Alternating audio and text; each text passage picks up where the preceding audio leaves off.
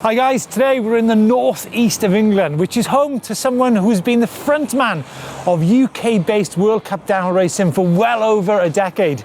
Thrilling and sometimes chilling, he is a man that always has you on the edge of your deck chair with his terrifying commitment and pace. His name is Hart, Danny Hart.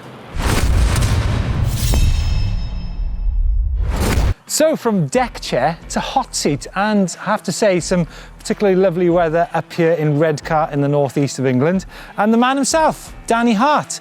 Danny, how's lockdown been treating you? Yeah, lockdown's been quite good, to be fair. I've not really stopped riding, been training a lot, been riding with the Keswick Kestrel, Okay, right. Old Adam Brayton. And I hear you've been on the Mondraker honey as well.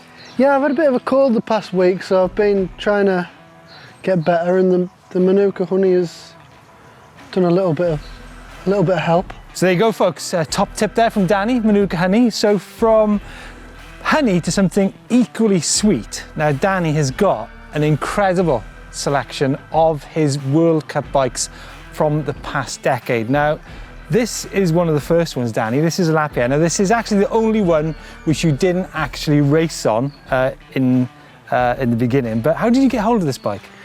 It's funny, actually. I was riding at the bike park up at Hamsterley, and a lad was riding, and he said, "Oh, my bike's cracked, so my day's done." I says, "How much do you want for it, mate? I'll buy it off you." So he won, really. His day was done, his bike was knackered, and I've bought a broken bike off him. Brilliant. And this is it. This is the This one. is the bike. Danny, I think it's a really interesting story how your bikes have changed in the past 13 years. Now, as you mentioned, this isn't the bike you actually rode, but it's pretty much there, just apart from I think the bars and grips, right? Yeah, pretty much, yeah. So now this Lapierre 920, it's 26-inch wheels from the 2009 era. It's a full alloy chassis, alloy wheels. Now, in terms of the geometry numbers, I'm going to focus on four key numbers on all of Danny's bikes. I'm going to focus on the down tube, the bottom bracket, the chainstay, and the wheelbase. Now, the down tube on this bike is 650 millimeters. The bottom bracket, 350. Remember, it's got 26-inch wheels, 450 chainstay, and I'm going to mix things up because let's face it, we have got 26-inch wheels, and the other bikes have got inch wheels as well. It's a 45.25 wheelbase, so actually pretty short, isn't it, for that era? Yeah, when you look at them next to some different bikes from like later in my career, it's like a BMX. Yeah. So Danny, 08, 09 on the Lapierre. Yeah. And another interesting story actually is how you've got brands from different countries. This is the French brand. Now you move on to a brand for Taiwan, which is Giant, for 2010 to 2013, right? Can't remember, can you? Let's go and wheel the glory out. Danny, can I just give you the scoop? Now, what I didn't mention was the weight of this bike. It's 17.95 kilos, so it's just under 18. And another interesting fact is it's only got one little piece of carbon fibre, and that's on the shock and down tube protector. So moving on now to 2010. I mean, it still looks a fantastic bike, doesn't it? Yeah, it's smart, isn't it? I tell you what, that scoop's not a bad tool, is it, really? Now you'll have to get yourself one of them. So here it is. I mean, when you look at your Giant years, it has to be 2011 Champery World Championships in the mud. Probably one of the most iconic downhill races ever. I noticed there's some scratches on the seat stay. What's that all about? Yeah, so on my last practice run in Champery before the finals, there's this one section that had like some off-camber tree roots, and you had to try and get around and over them. And they were off-camber, weren't they? Yeah, and then I had a big crash, smashed my rear mech off, and I had to get down, obviously, and the rear mech has caused a little bit of damage on the seat stay there. So in the race, I was coming up to this section thinking, oh, crikey, how am I going to get around this? So like, in my head, I got to that section, got around that section. I was like, right, that's it now then, let's just crack on down. And crack on you did? And crack on I did. What was it? Was it a 10-second winning margin? Back end of 11. Wow. Yeah, nearly 12. Wow, amazing. Like I said, one of the races of all time. Now, Danny, I mentioned that there was one piece of carbon on the last bike. I can only see two pieces. Well, actually, you've got the cranks. Oh, now, yeah, these the are cranks. These are the EXO DH cranks, which I think were the first. Yeah. This is the 2011 bike. It's also got a little neat little brake cover on the back there. Yeah, my mechanic at the time, Paul Miles, did this because it was so wet, obviously. Then when the water gets on the brakes after you've potentially not used them for a while, Yeah. you know, there's nothing there. So that was a really good little fix. Actually, talking about mechanics, Danny, sad times that Dave Garland, your mechanic for many years, passed away over the winter months. Yeah, that's really sad. Yeah, Dave joined me in 2012, so the year after I won the World Champs, and then he finished my career with me at Giant.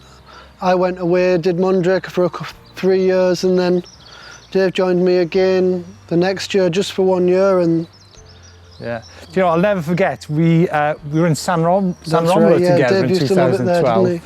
And I remember that Danny and Dave were working on these wheels, and they were a super lightweight wheel set. Probably the same as these, or I maybe mean, the one down. Super fast. So we've now moved on, like I said, to the 2012 bike. It's still 26-inch wheels. It's still a full alloy chassis.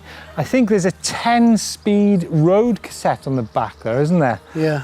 And I guess gearing is something else we could maybe talk about in the evolution of your bikes. But the RockShox's still in good condition, isn't it? Yeah, see, this was when the black box program was really prevalent then. Like, we were having equipment that wasn't out for the next year, 2 years. So yeah, that you see with the black stanchions, that was really ahead of its time. Prototype bikes, prototype World Cup downward bikes were great, weren't they? Yeah, yeah, you don't really get it now because obviously the stuff off the shelf is so good. Yeah. I tell you what you can't get off the shelf though, Danny, is tyres with your name on. No, that's right, yeah. Schwalbe, just for the World Champs, made all their top athletes tyres with their names on, and this is actually a Dirty Dan, so actually quite fitting for me. Absolutely. Dirty Dan, can you ever sit on this bike? What does it actually feel like now to get See, on when it? I stand and I look at it, I'm like, what? It looks okay, you know, we could go and ride, do some good runs on this bike, and then when I sit on it, it's like a BMX cruiser. It's tiny. It does look tiny, doesn't it? I mean, when I think about standing in the start line on this and trying to go down Mont Saint Anne or Fort William, it would be a little bit eye-opening now. Things have evolved in terms of stability, right? I mean, it was eye-opening then, you know, we had some sketchy runs down Fort William, down Val De here's Sol. what I mean, do you remember that, sorry to point the scoop at you, but do you remember that run at Fort William back in yeah. 2012? Like oh my God. I watch it now and I'm like, the thing now, the bikes are so capable that it's really hard to do that still. Like, the bikes are so good and the tracks haven't really changed so much. Yeah. It's really hard to put it on the line like that because, like I said, the bike just handles everything. I mean, that was on the edge, that run, wasn't it? Yeah, people tell me, oh, you should ride like that now, you should ride like that now. When I'm in the start line, I don't think, oh, I'll just saunter down today. Yeah. I push as hard as I can, but the bike's so good that... Yeah. Right, I'm now going to introduce the rake into the business. Actually, thinking about it, the head angle, I think it was 64 on this bike. Something like that. Something like that. Anyhow, the numbers, the down tube, 675, so a little bit longer, 360mm bottom bracket, a little bit higher, but it's got a 440mm chainstay, which makes it a little bit shorter on the back than the Lapierre, but the wheelbase is now 47¼ inches, which makes the bike significantly longer than that Lapierre of 2009, which is probably going to be of help when you're going down those super steep tracks, right? Yeah, yeah. I mean, we always, on the steep tracks, we'll run the front end high as well, just so that we can be more balanced on the bike. And so the front end would potentially be a little bit higher than any other race. So because of Champery being insane. Yeah, being so steep. Yeah. Out of interest, Danny, bar widths over the years, have you changed that much? Yeah, so I used to just be a go-to like 780, and then I figured, I mean, they seem a little bit wide. I even when I went to a full 29er a few years later, I went to 800 because I was like, this is a big bike. I want to have a big, good, stable handlebar. Yeah. But and then now I've gone down to 760. So. All right. Interestingly, what changed during your time at Giant, 2010 to 2015, we did move to 27.5 wheels, didn't we? We did, yeah. But that was probably one of the biggest changes during that time, wasn't it? Yeah, well, that's me going through like a big change in the current era, you know, and now we've changed again, so Yeah. yeah, that was a big thing, and everybody was quite nervous. People were rushing to it, and I think Giant were quite early to the party, and we had a good platform. Yeah, we had like a prototype for pretty much the whole year, and then we got a production 27.5 for the end of, what year would that be? 2014. Yeah, but what it did do is it significantly increased the pace of the bikes, Yeah. and the stability and the ability Like to go I through. said earlier, when I potentially sit on this bike and thinking about going down Mont Saint Anne or Fort William, it's quite a scary thought, but on the next bike, that was where it started getting more calm but higher speed. So yes, and moving on to Danny's next instalment, which is 2015 to 2017 on the Mondraker. One last thing, the weight on this bike, 15.75 kilos. That's light, isn't it? Yeah, it's good, yeah. That is light. This is a bike that's come straight over the finish line, and it's travelled around a little bit, but now it's just at my house. This is exactly how it was raced. Yeah, it's been to Vegas. Danny, I've got to have a cup of tea to talk about this bike, because it is a very, very significant bike, a very significant era for you as well, right? Yeah! Where do I go from there? The bike, maybe? The bike. I'm just going to have a quick cup of tea, Danny, before we go into this era, the Mondraker era, which is 2015 to 17. Actually, lots has happened in the last few years, isn't it? You got a new family, got married, new house. It's all going on. It's great, isn't it? But this bike, this is the 2016 World Championship winning bike of Val De Sol. We'll talk about the reasons why the front end is higher a little bit later on. But Danny, let's get things in perspective now. Now, you'd won the World Championships for Giant in 2011. You've been in the seniors for many years, but you still hadn't won a World Cup, had you? No, I hadn't. That was bugging you big time, right? It was, yeah. I'd been close like quite a few times, like same second, and then it was a lot of the time it was against Aaron, and it was really tough to beat him. Yeah, I mean, you were actually up against, you know, some fantastic races, right? Yeah. You know, Aaron, Gwyn, Greg, yeah. Greg, Josh,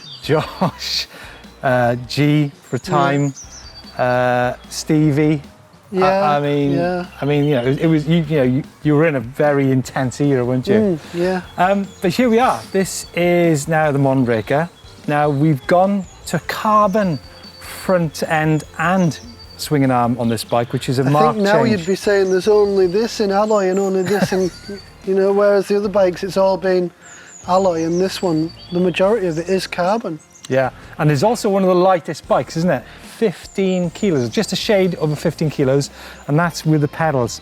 And when you talk about materials, you have stayed with alloy rims, haven't you, throughout your career? Yeah, I mean, I've recently had the opportunity to try carbon, and at home when the trails weren't too rough and it wasn't too challenging, I was like, oh yeah, it's quite nice. Maybe I was just thinking, oh, these carbon wheels look nice. And then when I went and I tried it in Italy when I was testing, I really had so much more comfort with the alloy wheels. Yeah. Is fatigue during a run a really important factor for you and your bike setup? No, not so much, but just having good feeling with the ground and the bike not shuddering, and maybe I'll try the carbon wheels again at a later date when we're in a more race sort of mindset, and maybe it's good, but at the moment I'm just enjoying. I guess it's that balance of having good flex stiffness in your frame, your wheels, obviously the tyres are a key part of that as well, and also your suspension, right? Yeah, we work really closely with Fox back then and now, and the suspension's in a really good place, and if you can pretty much have exactly what you want. Yeah. Right then, let's have a look at the numbers on this 2016 Mondraker Summum. Now the down tube measurement on the Summum is 720 millimeters. So this is by far the biggest front end on Danny's bikes ever. It's got a 330 millimeter bottom bracket, which means it's one of the lowest bikes Danny's ever raced. And it's also got a 455 millimeter chainstay, which makes it one of the longest back ends. However, it is also one of the longest wheelbases at over 50 inches. Remember, it's a 27.5 inch wheel bike. And also, Danny, it's got the adjustable chainstay. Did you used to fiddle around that much? Yeah, so for tracks that were a little bit tighter and where you had to be a bit more precise, I'd probably go to the shorter back end. So if you see on this side, obviously you can't see the measurements, but this could be back here, so I would use the longer rear end somewhere like Mont Saint Anne or Fort William. And then when we went to tighter tracks like Andorra or Val De Sol, we'd make it a little bit shorter, just so it was a little more agile, where, you know, when you need to be on one side of the track or to the other in a really short period of time, that you could really tell the difference. That says it all, doesn't it? One side of the track to the other in a short period of time. I mean, Val De Sol is the ultimate puzzle, isn't it? That is all it is, yeah. If you watch, you're just like there, just picking your way down. But let's rewind from Val De Sol. This is obviously a world's bike, custom painted. Yeah. Let's rewind to the summer, to July, Lenzerheide. You'd never won a World Cup race, and that's where it happened, didn't it? Yeah, and I think, like, if you asked anybody, that isn't one where they would say, oh yeah, Danny can win there. But everything just slotted into place really well, and I put it all together, and I think I was a little bit down on the main part of the track, but then I just pulled it back at the finish there and got the win by a really small, I think it was 0.09. It's crazy. I remember the after party was pretty hectic as well. Yeah, yeah. So can you still kind of recapture the emotion of that day as well then? Yeah, it's crazy, you know, you do that and there's the podium, the national anthem, the after party, and then the next morning I got in my camper and we just moseyed on home. And like I said to my wife, like, this is like crazy. Yesterday we were at the height of winning a World Cup and yada yada yada, and now we're sat in the van and we're either driving to the next one or we were driving home or whatever. It was like a strange sort of, I'm gonna say, like anticlimax sort of thing. But it didn't just stop there, did it? No, you it went didn't. From, am I right? Did you go from Lenzerheide to Val Nord, or was it Lenzerheide to Mont Saint Anne? Mont Saint Anne, I believe. But whatever, you won those two as well, didn't you? Yeah, yeah. It was good to win Mont Saint Anne. It was one of my favourite tracks, you know. I've always enjoyed it there. I've always gone well there over the years. I've podiumed there a lot. And then to win that one, it's probably like second on the bucket list to win in Fort William, for instance, you know, like the legendary, prolific sort of track. Yeah. And do you remember the wild run of Val Nord as well? No, in fact, the wild run at Val Nord was 2017. Oh, of course it was. I was world in when Rainbow you came into Stripes. the finish. Yeah, crikey, yeah. I think that was one of my 9 lives. But the year before, I won World Cup finals in Andorra. Yeah. And then pressure was off really, and then we went and won. That was World it, champs. World champs Val De Sol. It was an epic moment, wasn't it? It was brilliant. Epic. And as I mentioned, one of the lightest bikes, 15 kilos, 0.10 with the pedals on as well. A couple more final details, Danny. Code brakes, shorty tyres in insanely dusty conditions that day, wasn't it? Yeah. They aren't cut down whatsoever. You rode them as stock. It looks like it's the same dust on the tyre, on the wheels as well. Yeah, that's right, yeah. And you probably had a slow puncture as well on that run as well. Yeah, that's true. Like a few times that year I'd be sitting on the hot seat or the bike would be back in the pits just sitting on the stand, and we'd come to it later on in the evening and the tyre would have gone down. But because we were running such lightweight wheels, just to have that more compliance with the track, the wheel would break, but because the tyre was glued on, the tyre wouldn't break off the bead, so we could get to the bottom. You reminded me, actually, these were a limited edition DT wheel set, weren't they? Yeah. For you guys at the time. I think so, yeah. Really super light. And some really nice other touches here. You can see all the cabling protection here. And also, I think the Velcro has been heat treated, right, to make it less fluffy. So that was my mechanic. God, you love stuff like that. My mechanic Christian Shandel, he's got a really good eye for like the finer details, and I'm back working with him again. Why? How come you don't use lock-on grips? This is the standard Renthal. At the time, the lock-on grips, like, had the collar on both ends, and I used to really have a problem with the pad on my hand would get really sore. Yeah. So I always used to like the push-ons. Are these like the super soft Yeah, compound they are, ones? yeah, like they're almost like wet when they come out of the packet. Yeah.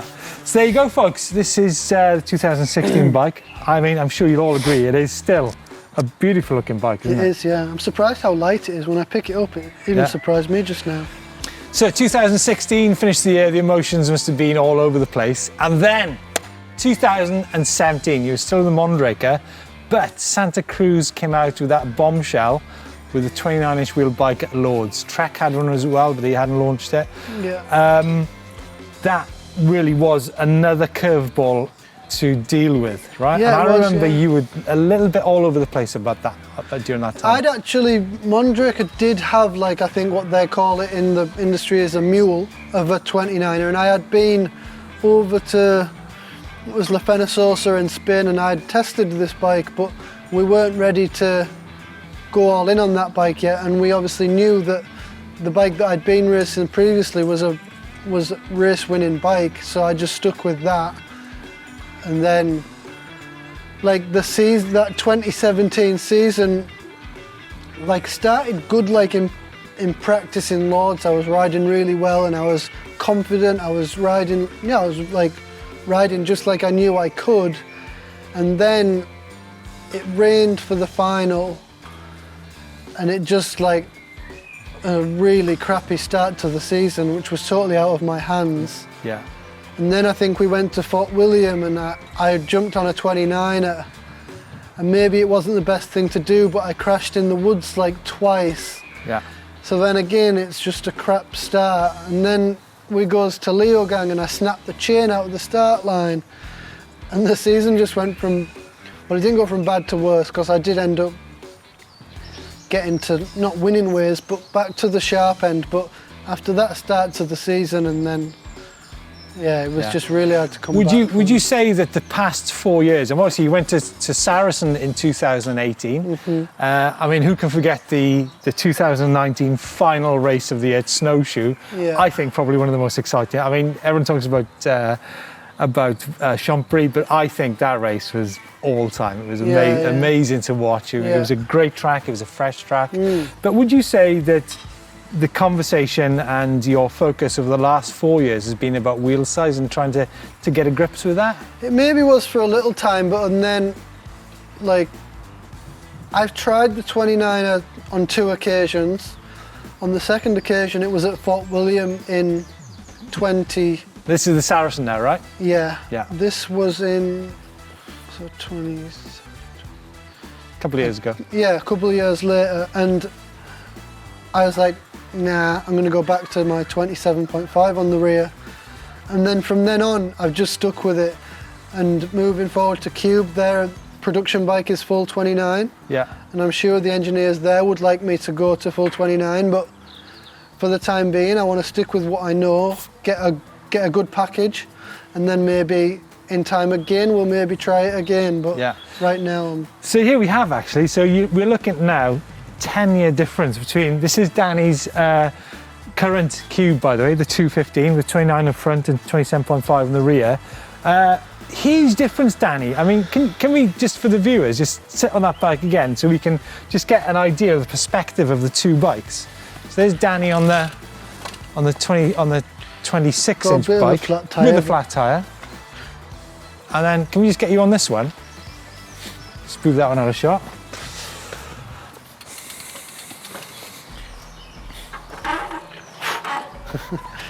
I mean, the gap here is just so much different. It just looks right, doesn't it? Yeah. I don't know, folks, what do you think? 2011 or 2021? It's got to be the stability and the faster charging 21 bike, right? For me it is, yeah, obviously. A stupid question, really, isn't it? 2021 bike, 29, 27.5. I won't say the M word. It's now a carbon front end and an alloy swinging arm on the bike. The numbers, 760mm down tube, 445mm chainstay, and 338mm bomb bracket. Danny, this is the biggest bike you've had so far in your career. Yeah. So even more stability. Actually a 50 3/4 wheelbase, by the way, as well. Yeah, it's good. I mean, we've got a really low BB, which was a little bit of getting used to after the previous few years.